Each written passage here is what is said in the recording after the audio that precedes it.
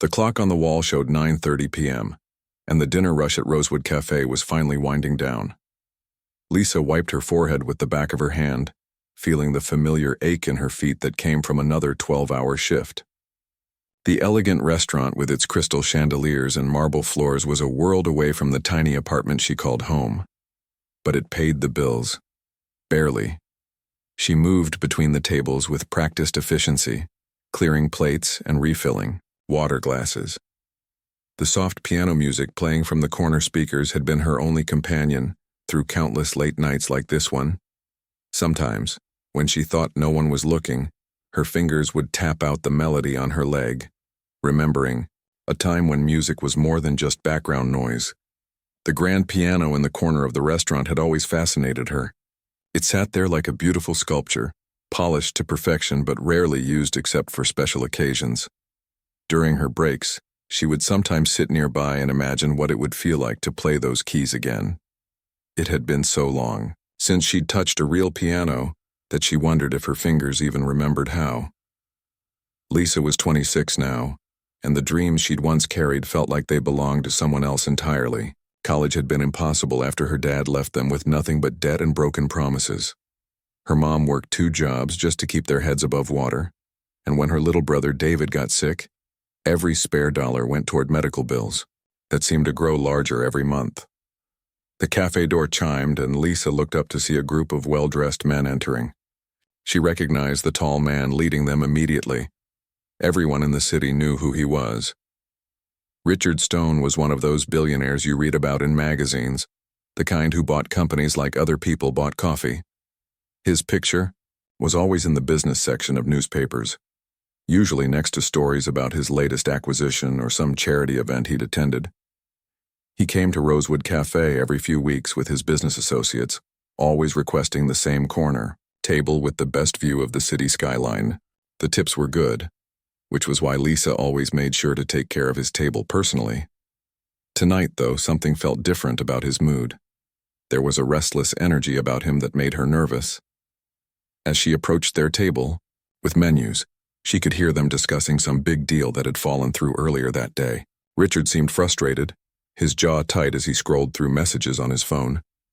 His 3 companions, lawyers or executives, she assumed, spoke in hushed tones about contracts and negotiations. "Good evening, gentlemen. Can I start? You off with something to drink?" Lisa asked, falling into her professional waitress voice. Richard barely glanced up from his phone. "The usual," he said curtly. She knew that meant expensive scotch for him and wine for the others. As she turned to leave, the restaurant's sound system switched to a classical piece she recognized, Mozart's Piano Sonata No. 11.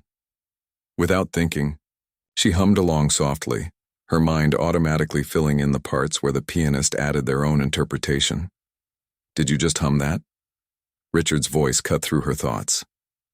Lisa froze, realizing she'd been caught. Her cheeks burned with embarrassment.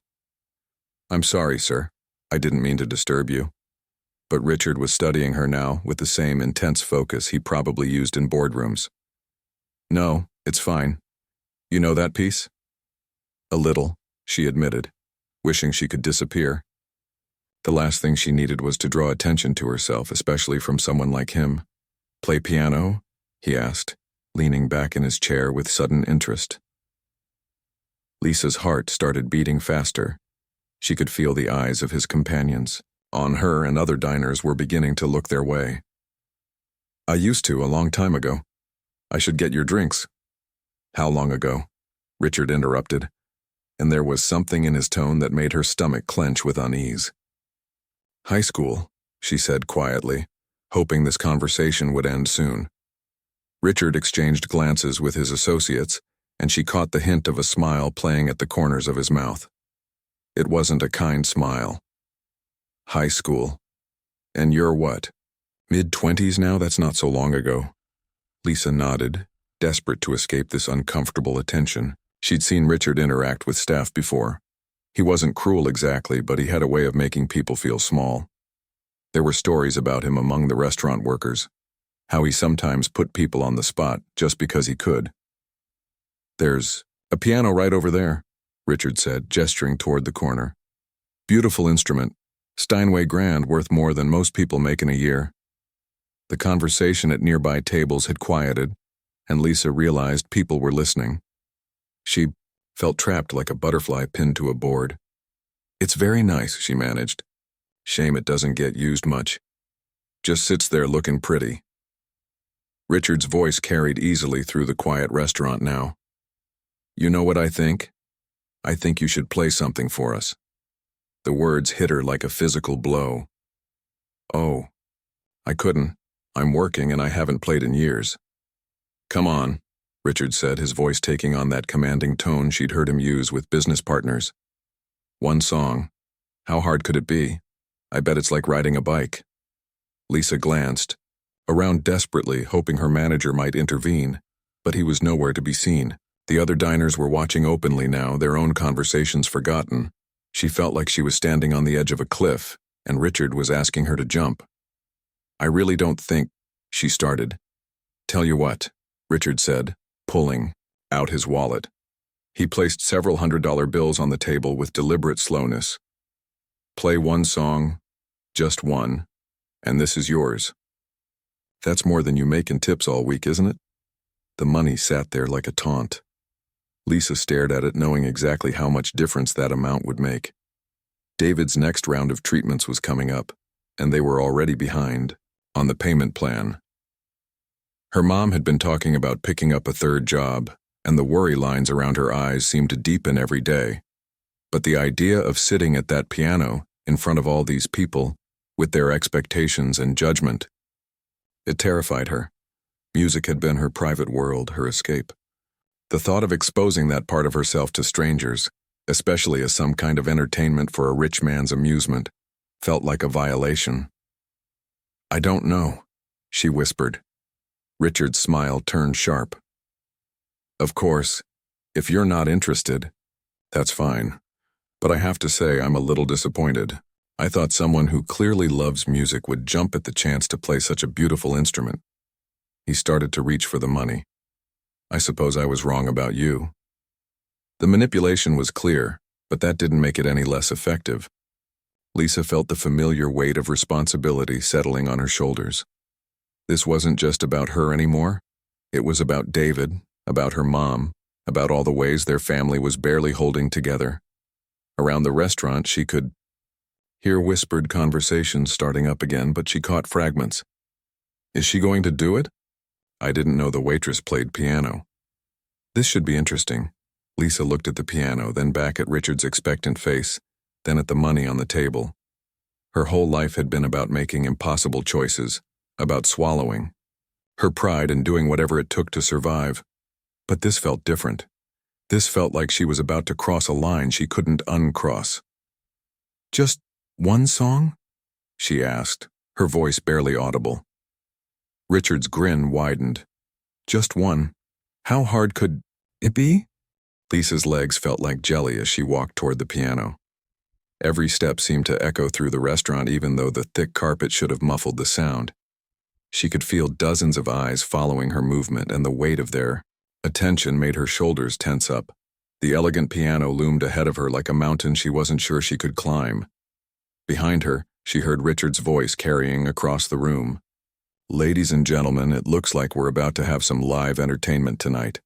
Our talented waitress here is going to play for us. His tone was loud enough for everyone to hear, making sure the entire restaurant knew what was happening. Lisa's cheeks burned with embarrassment as conversation stopped at tables throughout the dining room. The piano bench felt cold through her uniform as she sat down. The keys stretched out in front of her like a row of perfect white and black teeth, each one polished to a mirror shine. She hadn't been this close to a real piano in over 8 years. The last time was at her high school, during her final recital before graduation. That felt like a lifetime ago now. Her hands were shaking as she placed them on her lap, trying to steady herself. The restaurant had gone completely quiet except for the soft clink of wine glasses and the gentle hum of the air conditioning. She could hear someone whispering at a nearby table. Do you think she actually knows how to play? The doubt in the stranger's voice made her stomach twist into knots. Lisa glanced back at Richard's table. He was leaning back in his chair with his arms crossed, watching her with the same expression she'd seen him wear in newspaper photos when he was closing a big business deal. There was amusement in his eyes, but also something colder. She realized this wasn't just about the money for him. This was about power, about proving he could make people dance to his tune whenever he wanted. His 3 companions were watching too, their expensive suits and confident smirks making them look like predators, circling wounded prey. One of them, a man with silver hair and designer glasses, was actually smiling as if he was about to watch a comedy show. They expected her to fail, she realized. They wanted her to stumble and fumble through some basic tune so they could have a good laugh about it later. The thought made anger flicker in her chest, but it was quickly swallowed by panic. What if they were right? What if she had forgotten everything? Piano wasn't like riding a bike, no matter what Richard had said. It required muscle memory, finger strength, and coordination that came from constant practice. She hadn't touched a piano in years. Her fingers felt stiff and clumsy as she flexed them nervously. Around the restaurant, she could see other diners turning in their chairs to get a better view.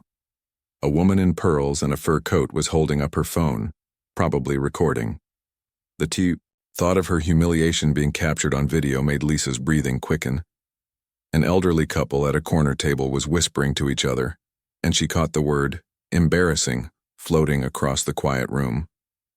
The silence stretched on, becoming more uncomfortable with each passing second. She knew she had to do something soon or the whole situation would become even more awkward. But what could she play?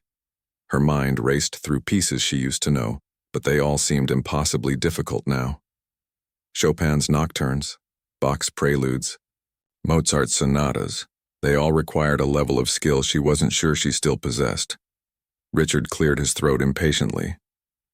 "Whenever you're ready," he called out, his voice carrying a hint of mockery. "We're all waiting." The pressure was crushing. Lisa felt sweat beading on her forehead despite the restaurant's cool temperature. Her uniform felt too tight, too hot, and she was acutely aware of how out of place she looked sitting at this expensive instrument.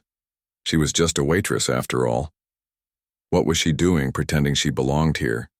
Her mind drifted to David, lying in his hospital bed just that morning when she'd visited before her shift. He'd been so pale, so tired from the latest round of treatments. The doctors said he was responding well, but the bills kept coming. And her mom had been crying when she thought no one was looking. That money on Richard's table could pay for David's medication for the next 2 months.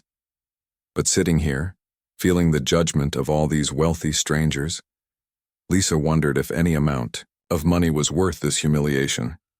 These people didn't see her as a person with dreams and struggles. They saw her as entertainment, a curiosity, a way to pass the time between courses. She remembered her old piano teacher, Mrs. Rodriguez, who used to say that music was about honesty, about sharing your soul with the world through your fingertips. "Don't play for applause," she would tell her students. "Play because you have something to say that can only be said through music."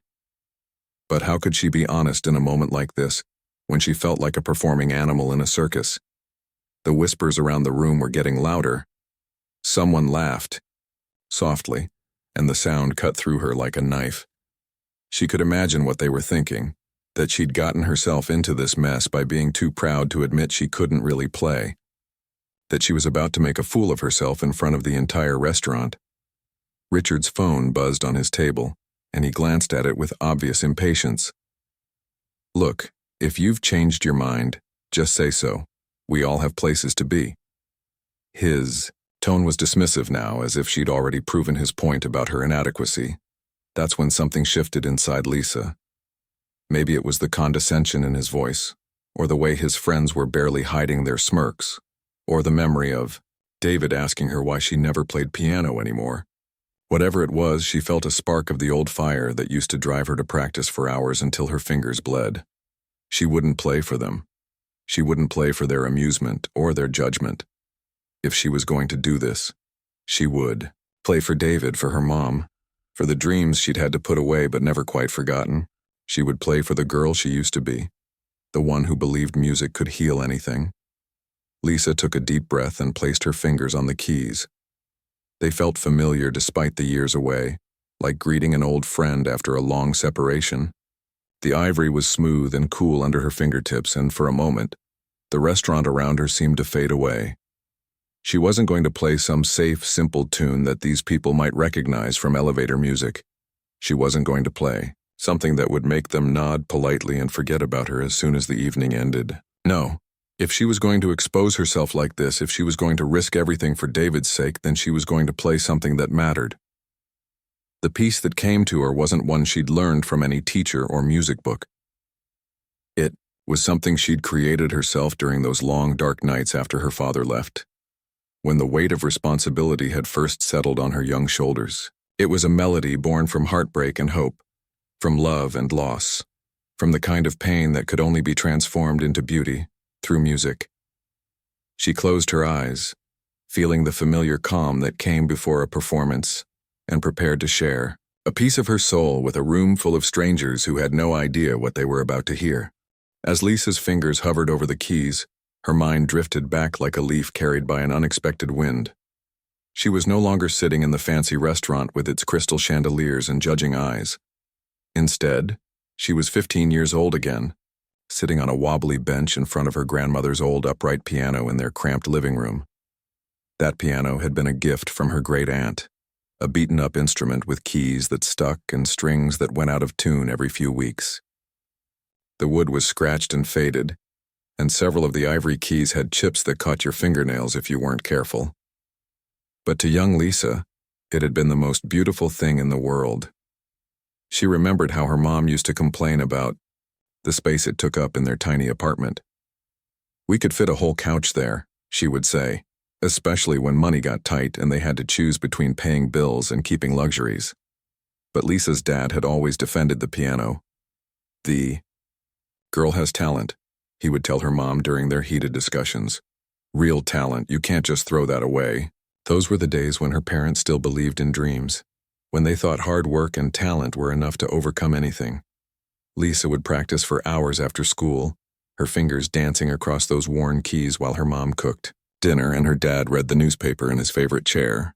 The apartment would fill with music, and for those moments they felt like a real family. Mrs. Rodriguez had been the one who first told her she was special. Lisa could still picture her old piano teacher, a small woman with kind eyes and hands that moved like magic across the keys. She had taught piano lessons in her home for 40 years, and she said she had never met a student with Lisa's natural ability. "You don't just play the notes," Mrs. Rodriguez had told her one afternoon after a particularly emotional lesson. "You understand what the music is trying to say. That's a gift that can't be taught." She had pulled out a stack of college brochures, that day all featuring prestigious music programs with names that seemed impossible to reach. The memory that hit Lisa hardest was the day her acceptance letter arrived. She had been 17, just finishing her senior year of high school. The white envelope from Berklee College of Music had sat on their kitchen table like a golden ticket, thick and important looking. Her hands had shaken as she opened it, and when she read the word "congratulations," she had screamed so loud that their neighbors came running. Her mom had cried happy tears that day, and her dad had picked her up and spun her around their tiny living room until they were both dizzy with laughter. They had called everyone they knew, grandparents, aunts, uncles, family friends, sharing the news like it was the most important thing that had ever happened to their family. And maybe it was. But then everything had fallen apart faster than she could have imagined. The fighting between her parents had been going on for months, but Lisa had been too focused on her music and her future to pay much attention. Late night, arguments that stopped when she walked into the room, tense silences during dinner and her dad staying out later and later. She had assumed it was just stress about money, about her college expenses, about the normal things that worried parents. The morning her dad left, Lisa had been practicing a particularly difficult piece by Rachmaninoff. She was supposed to perform it at her graduation recital, and Mrs. Rodriguez had warned her it would take weeks to master. She was so absorbed in getting the fingering right that she didn't notice the arguing in the kitchen until her mom's voice rose to a scream. "You can't just leave us. What about Lisa's college? What about everything we planned?" Her dad's voice had been quieter, tired in a way she had never heard before. "I can't do this anymore, Carmen. I'm drowning here. We're all drowning." Lisa had stopped playing, her hands frozen on the keys as she listened to her family fall apart in the next room. When her dad walked past the piano carrying a suitcase, he had stopped and looked at her for a long moment. His eyes were red, and he looked older than she remembered. "Keep playing, sweetheart," he had said, his voice barely a whisper. "Don't let anyone tell you to stop playing." Those were the last words he spoke to her before walking out of their lives forever. The weeks that followed had been a blur of lawyers, paperwork, and harsh realities. The college fund that was supposed to pay for her education had never really existed. It had been a collection of credit cards and loans that her dad had been juggling for years. When he left, he took not only their hopes but also left behind a mountain of debt that her mom couldn't handle alone. Lisa remembered the phone call to Berkeley, explaining that she couldn't accept their offer after all. The admissions counselor had been kind but couldn't offer any additional financial aid. "Maybe you can reapply next year," she had suggested, not understanding that next year felt like a lifetime away for a family trying to survive. The piano had been one of the first things to go. Lisa came home from school one day to find two men loading it onto a truck. Her mom stood in the doorway crying, a check in her hand that would cover their rent for 2 months. "I'm sorry, baby," her mom had whispered as they watched the truck drive away with the piano that had held all of Lisa's dreams. "I'm so sorry." That night, Lisa had sat on the empty floor where the piano used to be and cried until she had no tears left. She pressed her fingers against the hardwood, trying to remember the feel of the keys, the weight of the pedals under her feet, the way the sound had filled their small apartment with something beautiful. But life had a way of moving forward whether you were ready or not. Her mom took on extra shifts at the diner where she worked, and Lisa got her first job bagging groceries at the local supermarket. College became a distant dream, something she thought about late at night when she couldn't sleep, but never talked about during the day. When David got sick 2 years later, even those quiet moments of dreaming stopped. Suddenly, every dollar mattered more than any dream ever could. Her little brother's medical bills were enormous, and the insurance only covered part of the treatments. Lisa watched her mom age 10 years in 10 months, working herself to exhaustion just to keep them afloat. Music became something she only experienced in stolen moments, humming while she worked, tapping out rhythms on her leg during bus rides, or those rare occasions when she could sit near a piano in a store or restaurant and remember what it felt like to create something beautiful. She had written her own composition during those dark months after her dad left, playing it out on a broken keyboard she bought at a thrift store for $5. The keys barely worked and it had no volume control, but it was enough to help her work through the melody that had been growing in her heart. It was a song about losing everything but still finding reasons to hope, about love that survived even when dreams didn't. Now, sitting in this fancy restaurant with all these strangers watching her, Lisa realized that composition was the only thing she wanted to play. Not because it would impress anyone or because it was technically difficult, but because it was honest. It was her story, and if she was going to share her music with the world after all these years of silence, it needed to mean something. She took one more deep breath, feeling the weight of all those memories settling into her fingers, and prepared to play the song that had carried her through the darkest time of her life. Lisa's first touch on the keys was so gentle that only the people sitting closest to the piano could hear it. The sound was like a whisper, a single note that seemed to ask permission before growing into something more. Her right hand found a simple melody while her left hand provided a soft, steady rhythm underneath. The notes were hesitant at first, like someone speaking after years of silence. But something magical happened as those first few measures unfolded. Lisa's shoulders relaxed, and her breathing became deeper and more natural.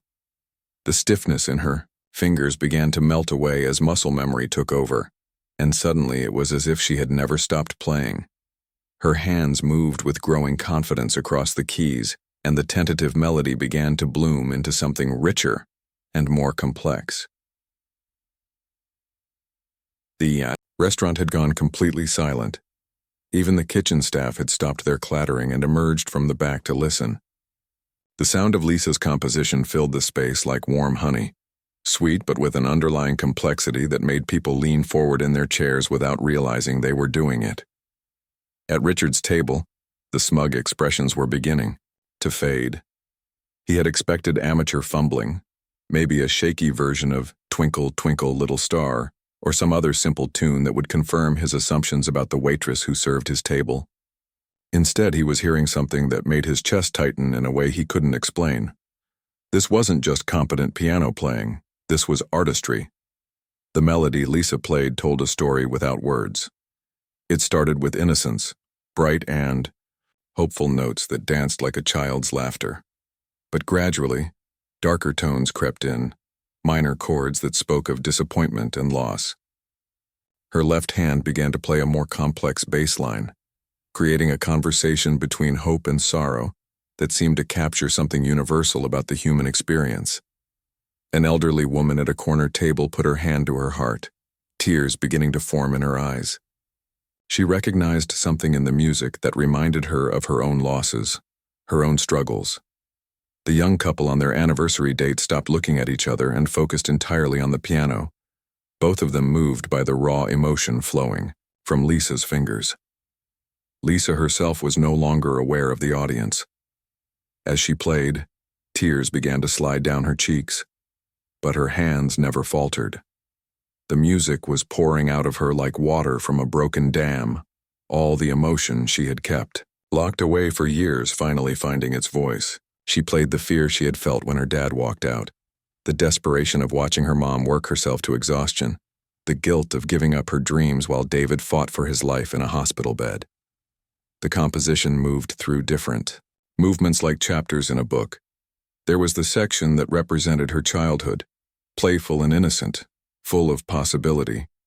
Then came the darker passage that spoke of betrayal and abandonment, where the melody became fractured and uncertain. But underneath it all, there was always that thread of hope, sometimes barely audible but never completely gone. Richard found himself gripping the edge of his table, his knuckles white with tension. He was a man who prided himself on being in control, on never showing weakness or emotion. But this music was breaking through defenses he didn't even know he had. It reminded him of his own childhood, of dreams he had buried under years of business deals and corporate victories. When was the last time he had heard anything this honest, this real? His business associates were equally affected. The man with the silver hair who had been smirking earlier now sat perfectly still, his expensive meal forgotten. The third man, who had been checking his phone throughout dinner, had put it away and was listening with the intensity of someone hearing a life-changing conversation. As Lisa's composition reached its climax, her playing became more powerful, more assured. Her whole body moved with the music now, shoulders swaying, head tilted back slightly as if she were channeling something larger than herself.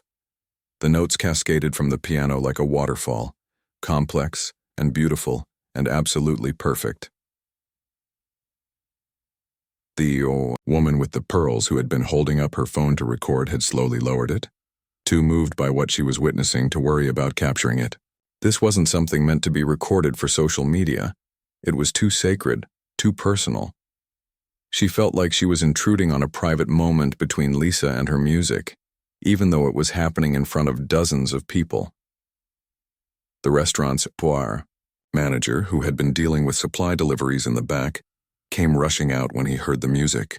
He had never heard the dining room so quiet during dinner service. When he saw Lisa at the piano, his first instinct was to worry about protocol and policies. But as he listened to her play, he found himself rooted to the spot, unable to interrupt. Something so beautiful.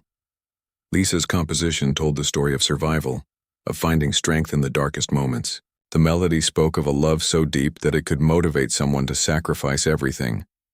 A sister's love for her sick brother, a daughter's love for her struggling mother, a dreamer's love for music that refused to die even when life tried to kill it. In the final movement of her piece, something shifted. The darkness that had threaded through the earlier sections began to give way to something brighter. Not the naive brightness of childhood, but something deeper and more mature.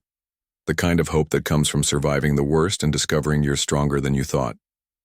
The melody soared upward, reaching towards something beautiful and eternal. Lisa's hands moved across the keys with the confidence of someone who had found her true voice again.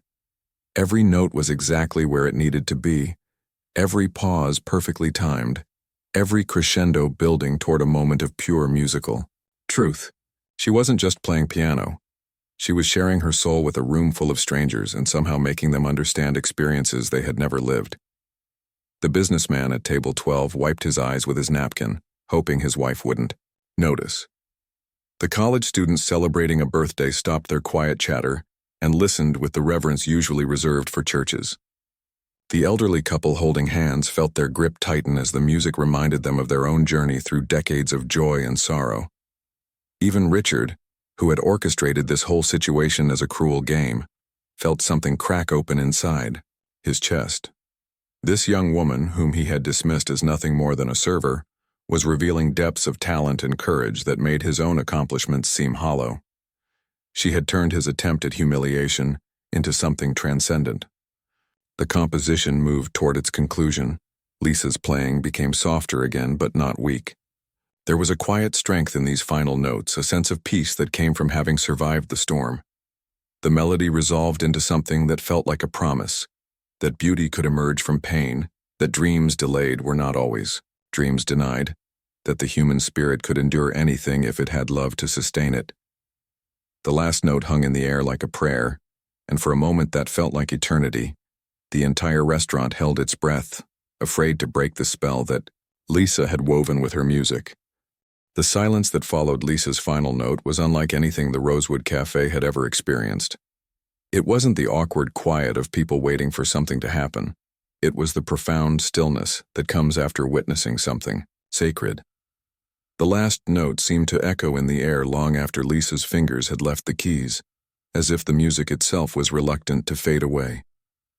Lisa sat frozen at the piano bench, her hands trembling slightly as she stared down at the keys. She couldn't bring herself to turn around and face the room full of people who had just heard her pour her heart out through music. The tears on her cheeks were still wet, and she felt emotionally raw, like she had just shared her deepest secrets with a room full of strangers. Then, from somewhere behind her, came the sound of slow, deliberate clapping. It wasn't the polite applause you might hear at the end of a business presentation. These were the heavy, meaningful claps of someone who had been genuinely moved. Lisa turned slightly to see the elderly woman from the corner table standing up, her face streaked with tears, her hands coming together in steady, reverent applause. One by one, others began to join her. The businessman who had been checking his phone all evening stood up, his own eyes misty with emotion. The young couple celebrating their anniversary rose together, their faces showing a kind of wonder that suggested they had witnessed something they would remember for the rest of their lives. Even the kitchen staff who had gathered in the doorway to listen began clapping with genuine enthusiasm. Within moments, the entire restaurant was on its feet. But this wasn't just polite courtesy. This was the kind of standing ovation usually reserved for concert halls and theaters. People were wiping their eyes with napkins, some laughing through their tears, others simply shaking their heads in amazement at what they had just experienced. Richard remained seated for a few seconds longer than everyone else, his face a mask of confusion and something that might have been shame. He had orchestrated this entire situation as a power play, expecting to watch a struggling waitress embarrass herself for his entertainment. Instead, he had witnessed a display of raw talent and courage that made him feel small and petty. When he finally did stand up, it was with the slow, reluctant movement of someone who realized he had been completely wrong about everything. Lisa slowly turned around on the piano bench, overwhelmed by the response. She had expected polite clapping, at best maybe even some awkward silence. She certainly hadn't expected this outpouring of emotion and appreciation. The faces looking back at her were filled with genuine warmth and respect, looks she had never received while wearing her waitress uniform. The elderly woman who had started the applause was making her way toward the piano, moving carefully, but with determination. When she reached Lisa, she took her hands in her own weathered ones and squeezed gently. "My dear," she said, her voice thick with emotion. That was the most beautiful thing I've heard in 30 years. You have a gift from God himself. She paused, looking directly into Lisa's eyes. Promise me you won't let anyone convince you to hide that gift ever again. Before Lisa could respond, other people began approaching. The businessman handed her his card, saying he worked for a record label and would like to discuss opportunities. The restaurant manager, who had finally emerged from his shocked silence, was talking rapidly about offering her a position as their regular pianist. The woman with the pearls was asking if she gave private lessons, but it was Richard's approach that silenced the growing crowd around the piano. People stepped aside as he walked forward, his usual confident stride replaced by something more hesitant. He stopped a few feet away from Lisa, his hands empty of the arrogance that usually surrounded him like armor. "I owe you an apology," he said, his voice carrying clearly through the quiet restaurant. "I came here tonight thinking I could entertain myself at your expense. I thought I knew what I was doing, who you were." He paused, running a hand through his hair in a gesture that made him look younger and more vulnerable. "I was completely wrong." Lisa studied his face, searching for signs of the manipulation she had seen earlier. But what she found instead was genuine remorse and something that looked like respect. Richard reached into his jacket pocket, but instead of pulling out more money, he withdrew a business card. "I own several music venues in the city," he said quietly. "Concert halls, jazz clubs, places where real musicians play for people who appreciate art. If you're interested, I'd like to offer you a chance to perform somewhere that deserves your talent." He held out the card, but his tone made it clear this wasn't another power play. No strings attached, no games, just an opportunity. Lisa took the card with shaking hands, reading the elegant script that listed addresses of venues she had only dreamed of performing in. "Why?" she asked simply. Richard was quiet for a moment, glancing around at the faces still watching them. "Because what you just did, it reminded me of why I fell in love with music in the first place. Before I became obsessed with business and profits and proving I was smarter than everyone else." He smiled sadly. "I used to play piano too, you know, a long time ago." The revelation surprised Lisa. She tried to imagine this powerful, intimidating man as a young person sitting at a piano, playing with the same passion she had just shown. "What happened?" she asked. "Life," Richard said simply. "The same thing that almost happened to you, I imagine. But you're getting a second chance, and I'd like to help make sure you don't waste it."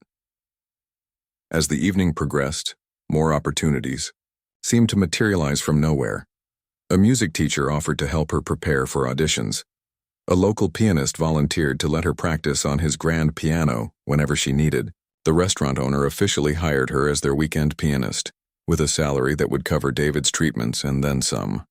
But perhaps the most meaningful moment came when Lisa called her mother from the restaurant's phone to share the news. She could hear the disbelief in her mom's voice, followed by tears of joy and relief. "I always knew," her mother whispered through the phone. "I always knew your music would find a way back to you." 6 months later, Lisa stood on the stage of the Metropolitan Arts Center, one of Richard's premier venues, preparing for her debut solo concert. The program included several classical pieces, some jazz standards, and the composition she had played that night at the restaurant, the one that had changed everything.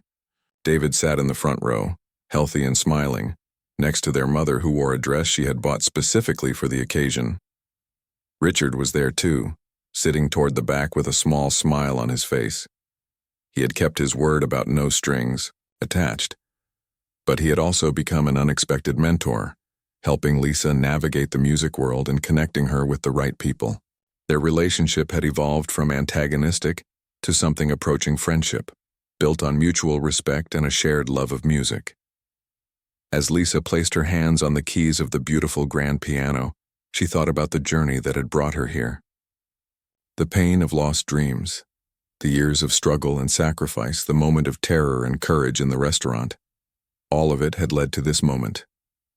She had learned that sometimes the longest routes to our dreams are the ones that prepare us most completely to achieve them. The auditorium fell silent as she began to play, and Lisa smiled knowing that this time she was exactly where she belonged.